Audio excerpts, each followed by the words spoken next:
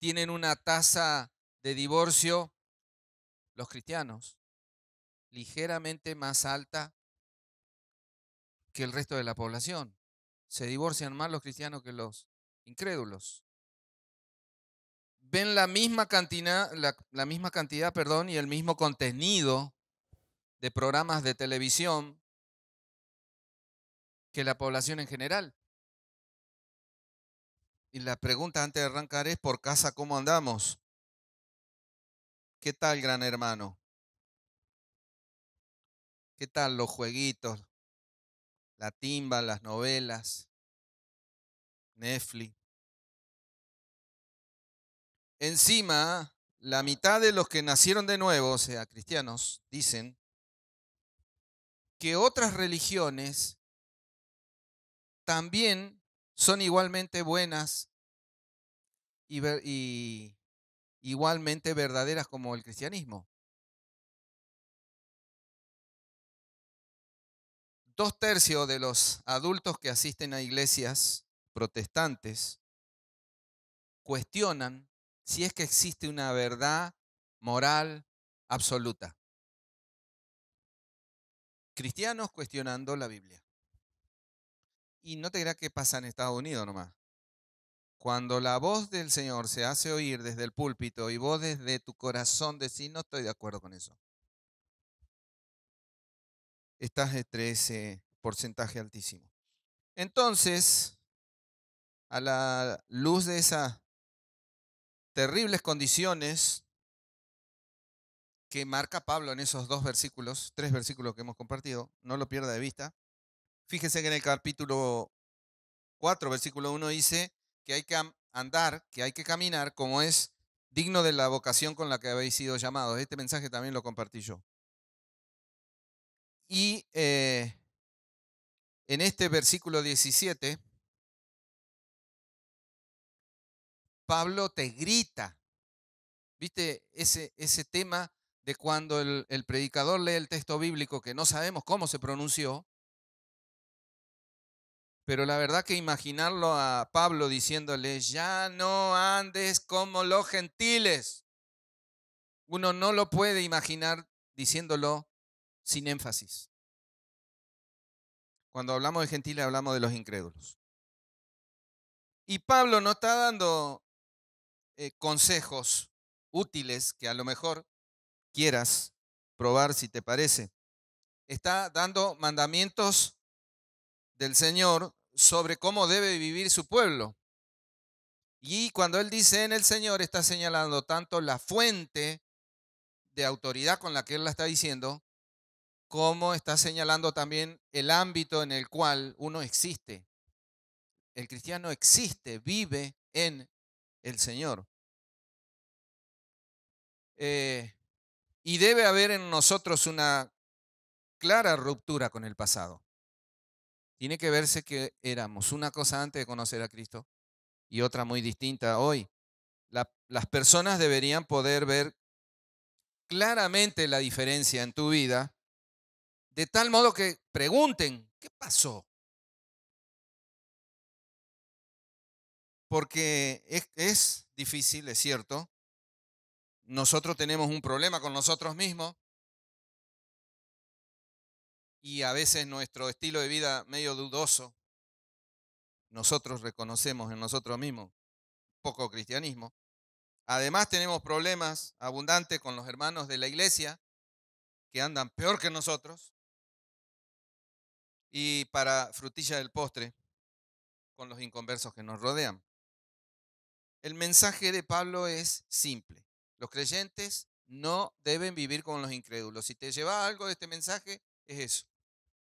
Así de sencillo, los creyentes no deben vivir como los incrédulos. Pero el texto revela 5 maneras en cómo viven los incrédulos que no debemos seguir. Y recuerde, las palabras de Pablo contienen las demandas de Dios mismo. Él nos dice 5 maneras que las describe como caminar o como andar, ¿viste? Habla de conducta. Cuando él dice caminar, cuando él dice andar, está hablando de nuestra conducta. Y es una forma de vida, un estilo de vida en la que un verdadero cristiano, está descrita en esos 3 versículos, en la que un verdadero cristiano suele caer, pero que no deben ser características de su estilo de vida. Eh, y no andar así, así es sencillo, se logra abandonando la vieja manera de vivir. La primera de las 5 maneras es que Pablo dice no vivir como incrédulos, que caminan, que caminan en la vanidad de su mente. Si lo tenés ahí al versículo, dice, esto pues digo y requiero en el Señor que ya no andéis como los otros gentiles que andan en la vanidad de su mente. La palabra vanidad es una palabra que significa inutilidad. La usa 36 veces en el libro de Eclesiastés el rey Salomón. Y un rey que había tratado de encontrar satisfacción, si te acordás, a través del conocimiento, de la sabiduría, de la riqueza y todo lo que ofrece la riqueza. Él se castigó con lo mejor de la música, del arte y de las mujeres. Recordame la cifra. 700 esposas y 300 concubinas, o al revés, 300 esposas y 700 concubinas. ¿A quién le entra eso en la cabeza? Tenía casas y terrenos con hermosos jardines y estanques, pero nada de eso le trajo satisfacción. Y él observa, cuando escribe Eclesiastés, lo dice, que incluso si tenés todas esas cosas, vivís unos años y después morís, que todo es vanidad, que es luchar tras el viento, dice Eclesiastés capítulo 2, versículo 17. Podríamos imaginarnos a un niño persiguiendo pompas de jabón. ¿Viste que explotan? Estallan. No, lo deja sin nada. O construir una casa de arena a la orilla del mar. O perseguir el viento. O dispararle a las estrellas.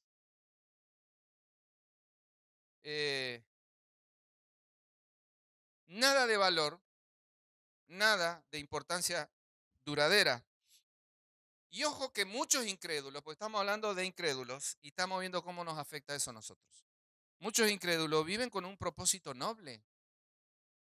Usan bien su dinero, buscan la cura para el cáncer, ayudan a los enfermos, otros se dedican a la política, otros están integrando ONG. Son todos eh, buenos propósitos que benefician a la sociedad, pero si no toman en consideración a Dios y a su eternidad, ¿qué gana? Vivís unos años, ayudás a algunas personas y luego morís. Todos terminamos ahí. Y aquellos que reciben tu ayuda, que se pueden beneficiar inclusive años de tu ayuda antes de morir, inclusive puedes desechar todo lo que hiciste o todo lo que trabajaste para conseguirles. Pablo dice que la vanidad de los que están sin Dios existe en la mente. Viste que léelo al texto final del 17, en la vanidad de su mente. Y cuando Pablo habla así, se refiere a todo su ser interior, a su personalidad, su alma. Y eso es vivir sin ninguna consideración de Dios y de la eternidad, te lo digo. Lo podés ver en tus vecinos, en tu familia, en tus amigos. Viven para ahora y nada más. Sin, nunca se les ocurre pensar qué será de la eternidad. Algunos viven y adhieren mucho a la filosofía del mundo, una filosofía que deja fuera a Dios. Especulan sobre esto, sobre lo otro, sobre el mundo, el origen, qué sé yo, y no tienen ninguna respuesta para tu vida. Te ofrecen una vida que termina acá y chau. Y es más, te enseñan a vivirla lo mejor que puedas acá porque no hay otra. Y Pablo está diciendo, no vivas de esa manera. No vivas como si Dios no existiera. No vivas como si Cristo no hubiera muerto por tus pecados. No vivas como si no hubiera juicio, no hubiera cielo, no hubiera infierno. No vivas en la inutilidad de tu mente, esa palabra 36 veces en Eclesiastés. ¿Te suena la frase cabeza hueca? Y entonces, un consejo práctico para evitar vivir como cabeza hueca, pensá a menudo en tu muerte.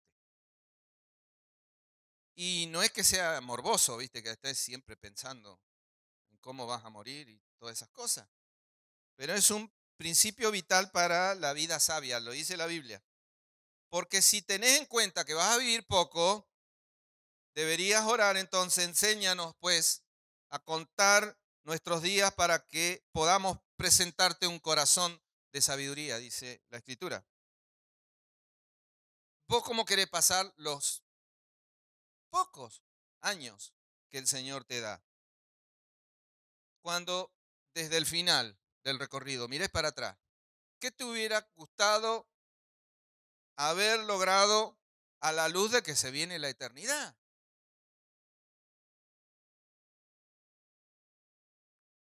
Un consejo, no camines por caminar, sin rumbo, sin propósito, sin Dios. ¿Vos tenés alguna meta para esta semana, para el mes, para el año, para tu vida? Si no tenés meta, ve como te estoy diciendo. Si no tenés meta, estás caminando así.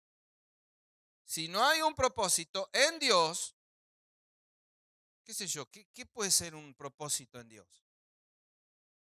Servirle este año en algo. Por ejemplo, si no tenés esa meta, entonces estás como esta descripción.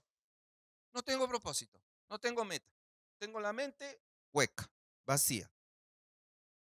Entonces hoy empezá y se empieza así, ¿viste?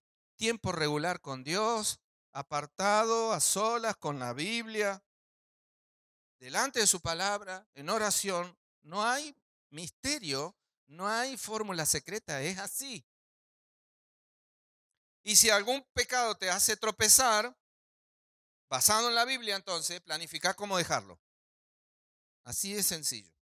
Yo caigo siempre así, entonces esto que hago no lo hago más. No andemos entonces como andan los incrédulos. Viví con un propósito piadoso, pensando que vas rumbo a la eternidad. No vivas como un cabeza hueca. Él dice, segunda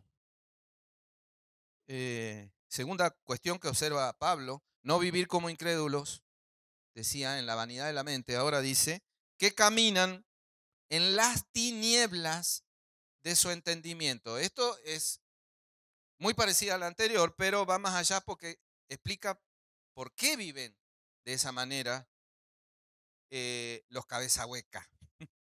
Suena gracioso, ¿viste? Pero es triste.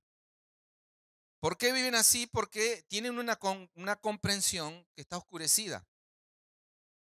Cuando el hombre peca, hunde a toda la raza humana en la oscuridad mental y se aleja de Dios.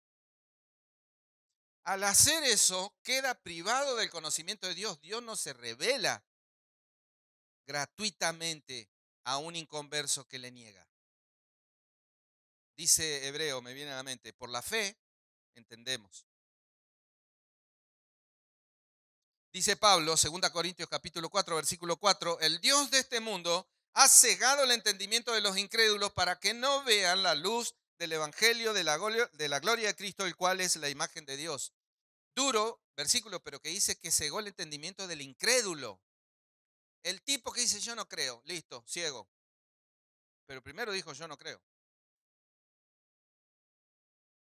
También explica Pablo, 1 Corintios 2:14, que el hombre natural, no los espirituales, el hombre natural no percibe las cosas que son del Espíritu de Dios porque para él son locura y no las puede entender porque se han de discernir, se han de entender espiritualmente.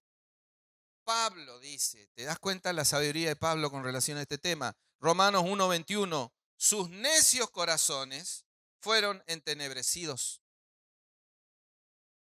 El pecado produce que la luz espiritual ¡tac!, se apaga. Y aunque eso lo heredamos porque Adán y Eva caen en pecado y de ahí en más todos nosotros con esa naturaleza inclinada a la maldad, somos responsables de ella. Cada persona es responsable de su propia oscuridad espiritual. Y los incrédulos no solo tienen el entendimiento entenebrecido, sino que lo aman. Jesús dijo, Juan 3:19-20, y esta es la condenación, que la luz vino al mundo y los hombres amaron más las tinieblas que la luz, porque sus obras eran malas. Porque todo aquel que hace lo malo aborrece la luz y no viene a la luz para que sus obras no sean reprendidas. Así que la imagen bíblica no es que vos tenés que pensarte que un pecador diga, oh, si yo pudiera ver. No, están de fiesta en la oscuridad. Y no quieren que la luz exponga sus pecados. Pablo dice, no vivan de esa manera. No andes por ahí con el entendimiento entenebrecido, oscurecido. Diría Juan, 1 Juan capítulo 1, versículo 7, camina en la luz como Él mismo está en la luz, hablando del Señor. ¿Y qué tenemos que hacer o cómo debemos pensar? Los chicos en este campamento que pasó, en el otro no, hace 3 campamentos atrás hablaban de Romanos capítulo 12, versículo 1 y 2, ¿se acuerdan? Todos necesitamos que nuestra mente se renueve y se transforme. Pensá en cómo eras vos antes de conocer a Cristo y antes de haber leído la Biblia, de haber recibido toda esta información. No sabías nada de esto. Y el saber esto te transformó. Vos tenés que conocer lo que dice la Biblia. Alguna vez una hermana de esta iglesia me dijo, me habló del aborto a favor. Yo pienso que el aborto, hay casos que hay que permitirlo, bla, bla, bla, pero todo, o sea, hay caso era, el aborto sí, levantaba un cartel así. Años acá. Vos tenés que conocer a través de la palabra de Dios qué dice la sana doctrina sobre Dios, porque a veces nosotros tenemos un Dios que no es el Dios que dice la Biblia. ¿Qué dice del hombre? ¿Qué dice del pecado? ¿Qué dice de la salvación? ¿Qué dice de cada área de tu vida? ¿Qué dice de tu familia? ¿Qué dice de tu dinero? ¿Qué dice de tu tiempo? Y esa es la base para que tengas luz. Así que el desafío es conviértase en un pensador bíblico. Piense conforme a la Biblia. Ahí va a ver cómo administra mejor su dinero, su familia, su tiempo, su servicio. No vivir en la vanidad de la mente, no vivir con el entendimiento entenebrecido, dice Pablo III, no vivir como incrédulos, caminando alejados de la vida de Dios. Dice el versículo 18, teniendo el entendimiento entenebrecido, ajenos de la vida de Dios, por la ignorancia que en ellos hay, por la dureza de su corazón. Eso lo vemos después. Pero dice ajenos de la vida de Dios. Y ahí te explica Pablo que entonces caminan como caminan los incrédulos porque están muertos, decía Rubén, en sus delitos y pecados, lo dice Efesios capítulo 2, versículo 1, 2 capítulos atrás. Un muerto no piensa y no tiene vida. Así que convertirse en cristiano, y puede que muchos de, yo he cometido este error y puede que lo cometas vos, convertirte en cristiano no es eliminar un comportamiento determinado. Ahora voy a dejar de hacer esto y voy a empezar a hacer esto solamente reemplazar tu conducta por un comportamiento moral. Eso viene después y debe venir, pero se trata de vivir a Cristo. La vida cristiana, dice Pablo, también, porque para mí el vivir es Cristo. Entonces, ¿de qué se trata la vida cristiana? De vivir a Cristo. Mientras más de Cristo tenga vos, más cristiano sos. Mientras menos de Cristo tenga vos, más carnal sos. A alguno le puede caer la ficha, ¿viste? Yo me voy a disciplinar, voy a hacer buenas obras, voy a leer, voy a estudiar, voy a buscar ser santo, me voy a vestir como santo. Pero si todo eso está basado en el esfuerzo humano, sin una relación viva con Cristo de todos los días, de todo momento, una unión del alma con Dios por medio de Cristo, entonces nada tiene sentido. Un hombre, una mujer puede venir a la iglesia a orar, participar de la cena y no ser cristiano. Así que pídale a Dios que lo convierta en un verdadero cristiano. De vuelta te digo, que el alma tuya sea una con la del Señor. Eh, dice, no vivir como incrédulos, caminando alejados de la vida de Dios. No se conforme con una religión vacía, que usted ve que los otros son más espirituales que usted, que los otros son más bendecidos que usted, que los otros conocen más de Dios que usted. No se conforme con eso. Busque la nueva vida que Cristo le ha prometido y asegúrate de tener vida eterna a través de una vida genuina en Jesucristo. Decía, cuarto, eh, cuarto modo de vivir de los incrédulos, dice Pablo, no vivir como incrédulos, caminando en ignorancia espiritual, y ahí aparece debido a la dureza del corazón. Dice la palabra ignorancia. Y en la vida, y esto podrás verlo así, la ignorancia te priva de progresar, la ignorancia te priva de crecer, la ignorancia te priva de abrirte paso en la vida. El ignorante pierde muchos beneficios en la sociedad. Pero lo grave es la ignorancia espiritual, porque esa te excluye del reino y de la eternidad. Y lo peor para nosotros debe ser entender esto, que la ignorancia de la que habla Pablo acá no es inocente, es culposa. Son ignorantes porque quieren. No conocen a Dios personalmente. La palabra que usa para ignorancia acá es muy parecida, de esa derivamos nosotros la palabra agnóstico. El agnóstico, un intendente municipal, que no es el que está ahora, se declaraba agnóstico. Él decía, no se puede conocer a Dios. Gnosis es conocimiento y a es sin. O sea, él no creía en Dios porque dice, no se puede conocer a Dios. ¿Qué vivo que es? Eliminaba a Dios de un solo plumazo haciéndose el inteligente. Y resulta que los agnósticos se la dan, son, según ellos, re inteligentes y no saben si existe Dios. Y Pablo atribuye esa ignorancia a la dureza del corazón. La dureza, el término que usa es la dureza de una piedra. ¿Alguna vez golpeaste un mármol? La persona que es dura de corazón ignora a Dios, ignora sus mandamientos, se niega a inclinarse delante de Dios como el Señor soberano que es. Y la dureza esa resulta en que, porque son duros, no conocen a Dios.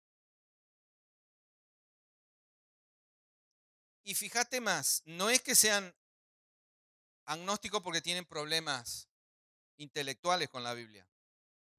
Más bien son agnósticos debido a que se rebelan contra Dios, porque en el fondo quieren vivir como les plazca, no como Dios manda. Y para justificar su forma de vivir, tiene que eliminarlo a Dios. Siempre tienen excusas. Alguna vez estaba predicándole a un compañero eh, en el momento del café en la municipalidad y venía lindo, che, la charla con este hombre. Me miraba así atentamente, los ojos grandes. Le estaba impactando lo que decía y al lado había una compañera de trabajo que acomodaba papel y por ahí me interrumpe. Me dice, Miguel, Miguel, Dios es un Dios de amor. ¿De dónde sacás lo del infierno? Me dice. Y me interrumpió. Me cortó el clima de la presentación del Evangelio y aparte no me esperaba un full de ese lado, ¿me entendés? Me salió, nunca había visto que estaba el marcador lateral acá y me taló. Bueno, si vos pasás del otro lado de la cortina de humo vas a ver que tienen pecado. Esta chica era lesbiana. Entonces no le convenía un Dios justo y un Dios santo y un Dios que castigará el pecado. No quieren reconocer que Dios existe porque saben que si Dios existe están en serios problemas. Y cuando hables con una persona así y te ponga alguna objeción intelectual, viste, se la dan de que saben todo, vos preguntarle, si yo te puedo convencer entonces de que lo que vos estás diciendo es equivocado, ¿vas a creer en Cristo? No. Aunque le pruebes una y otra vez su error, no aceptan a Cristo. Si aceptan que existe Dios y Dios es un Dios justo, santo, tienen que dejar su forma de vivir y convertirse. Precisamente lo que no quieren hacer, por la dureza de su corazón. Pablo te dice, no vivas de esa manera, así que usted busque diariamente dejar la ignorancia espiritual, buscando conocer más de Dios de una manera más íntima. Y eso también se logra sometiendo cada área de tu vida a Él. Si hay áreas que vos decís, no, esto es mío, esto te lo doy, Señor, pero esto no. No crece la persona que esconde áreas de su vida. Y no dejes que el pecado endurezca tu corazón, que te va metiendo dudas y a la vez te va metiendo en la ignorancia espiritual. Decía 5 modos de vivir del incrédulo. El quinto, no vivir como incrédulos, dice Pablo, que caminan en la sensualidad y en la pureza moral insaciable. Cuando habla de sensualidad, habla de una sensualidad callosa, como la del callo que se produce cuando en el hueso cuando te quebras y suelda. Es más dura la soldadura esa que el hueso en sí. Dice el versículo 19, los cuales, después que perdieron toda sensibilidad, se entregaron a la lascivia para cometer con avidez toda clase de impureza. Y ahí Pablo describe el resultado final de una espiral descendiente hacia el pecado. Volverse insensible significa dejar de sentir dolor. Fíjate que es la descripción que daba Rubén del leproso. Al leproso, el leproso se le cae la piel y se puede cortar y quemar y no sentirlo porque no tienen sensibilidad en las terminales nerviosas. No siente nada. Y así pasa con la persona que persiste en su pecado. Y en grandes líneas pierde la capacidad de sentir vergüenza. Recurrentemente hablo con mi familia, a veces en chiste, ¿viste? Hay un meme que dice, acá todo esto era campo. ¿Viste el progreso? Ahora tanto... Yo le digo, así, ¿qué culpa tengo si antes era todo campo en mi cuadra? Y a ellos no les importa, ¿viste? Y es más, han hecho un meme conmigo. Pero cuento que antes ser adúltero era una vergüenza. Cuando yo era chico, las, comadronas, las viejas, entre las cuales estaba mi mamá, yo escuchaba, hablaban, ¿te enteraste que anda? El vecino de allá anda con la vecina de acá. Era una hacían.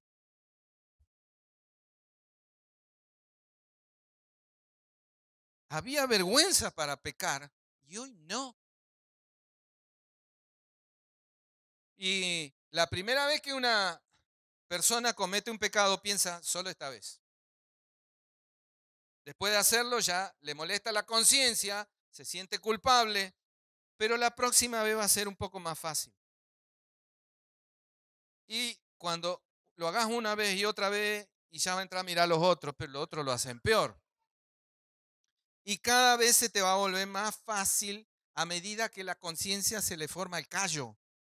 Entonces ya no sentís nada y ya no duele. Y tampoco tenés vergüenza. En Romanos, Pablo dice, capítulo 1, versículo 24, 26, 28, él repite a cada rato una frase aterradora, dice, Dios los entregó. Pero acá dice que ellos se entregaron.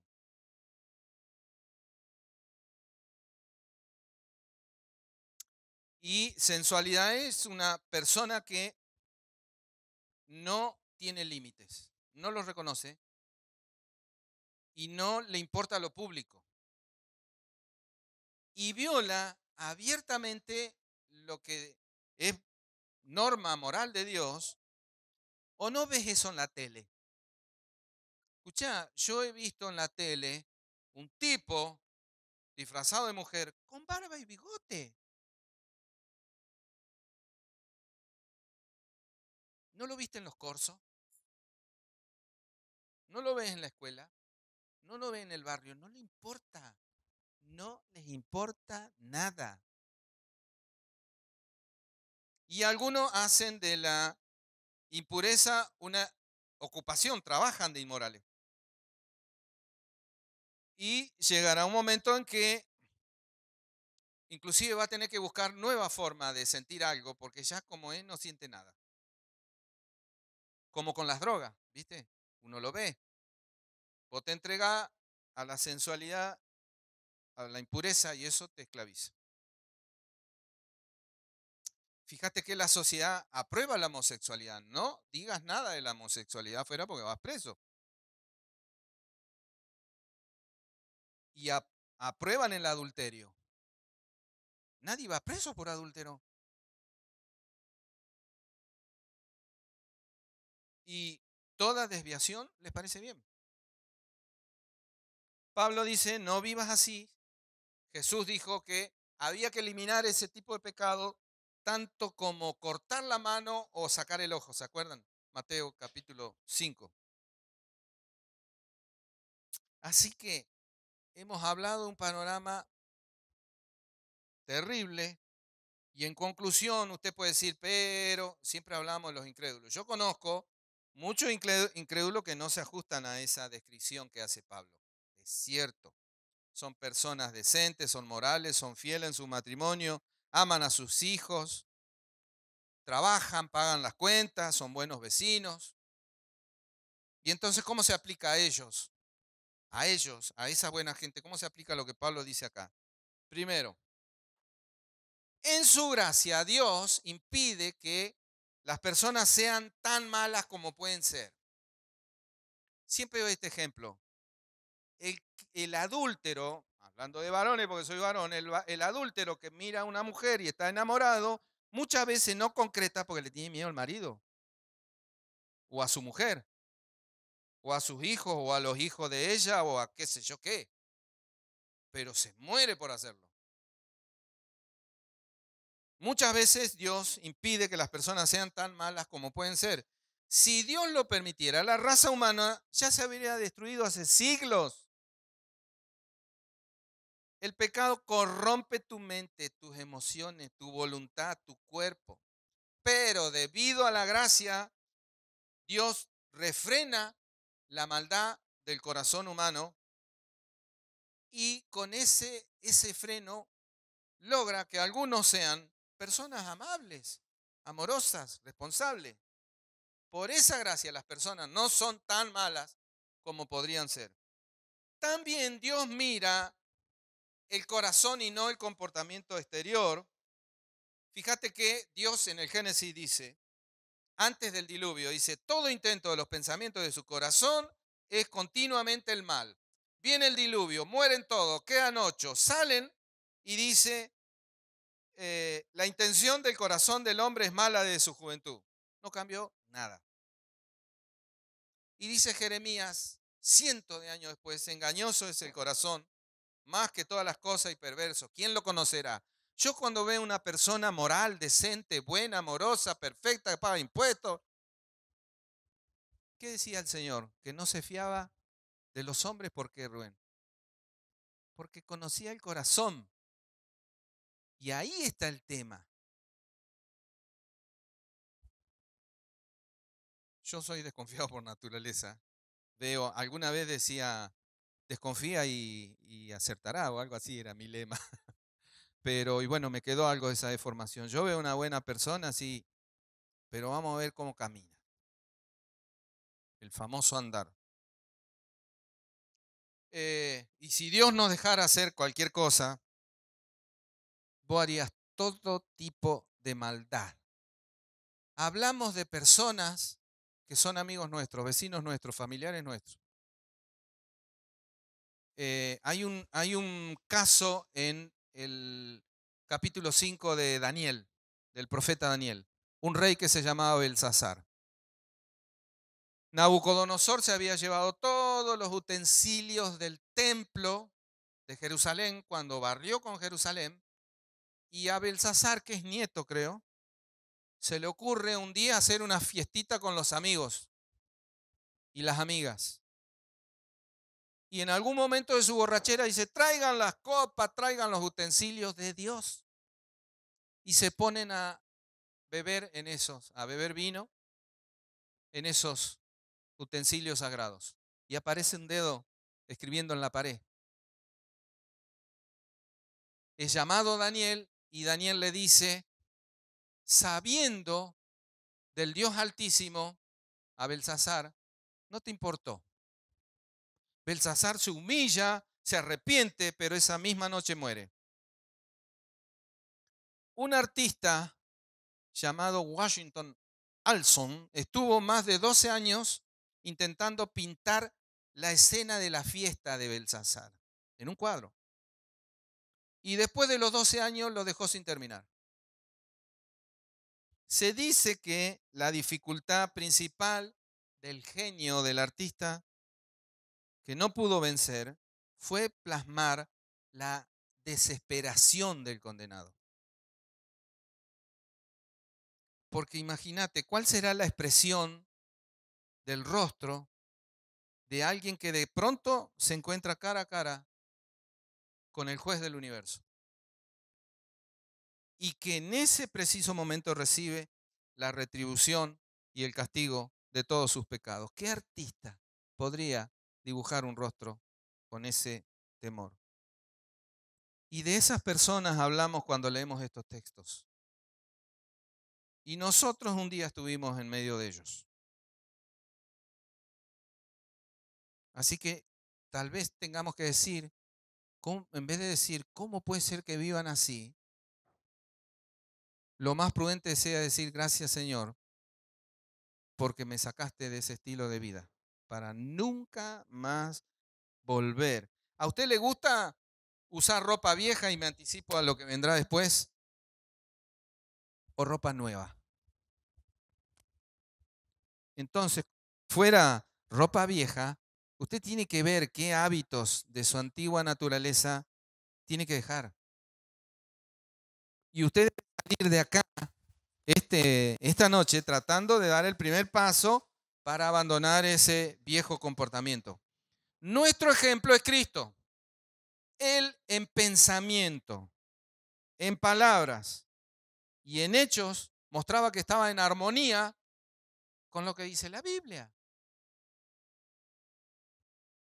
Y de eso se trata ni más ni menos que vivir para la gloria de Dios.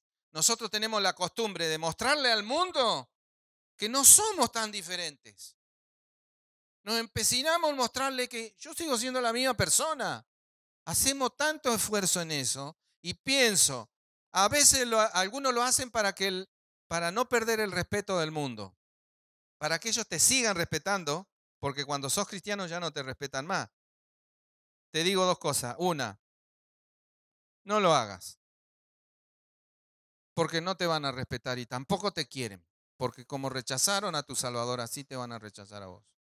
Y segundo, ese propósito de intentar quedar bien con ellos es un propósito indigno delante del que murió en la cruz.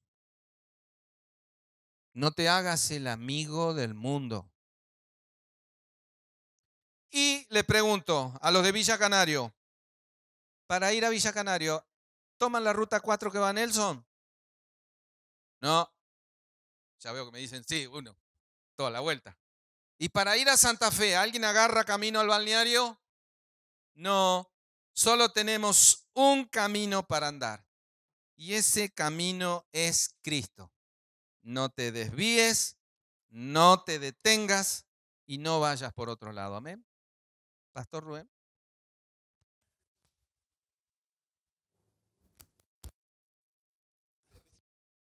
Hola, qué lindo se escuchó ese amén. Eh,